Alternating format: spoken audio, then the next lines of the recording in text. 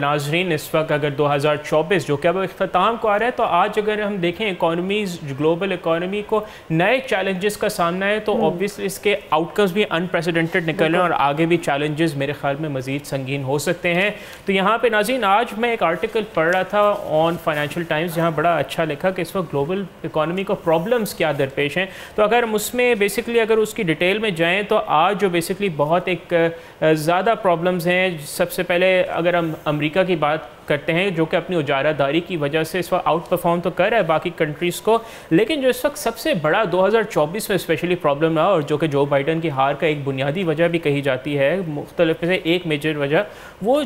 मईशत की ग्रोथ और नाज़रीन अफरात ज़र यानी इन्फ्लेशन, ये पूरी दुनिया में इस वक्त हाई 2024 में रही। और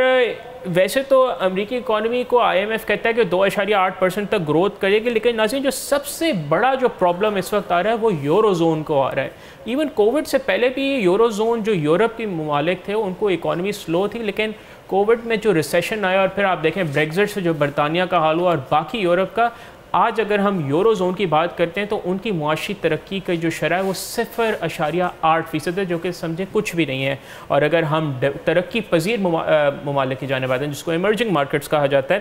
तो यहाँ पे सबसे बड़ा चैलेंज है बिकॉज ऑफ इन्फ्लेशन, जिसमें पाकिस्तान जैसे ममालिक भी शामिल है। लेकिन हाँ, इंडिया अच्छा परफॉर्म कर रहा है, 7% उसकी जो है ग्रोथ है। और चाइना जो है, उनको जापानिफिकेशन ऑफ द इकॉनमी का प्रॉब्लम आ रहा है, जहाँ वो 300 अरब कर चुके हैं अपनी बेसिकली वो स्टिमुलस देने पे, लेकिन वो दे नहीं पा रहे क्योंकि उनकी जो है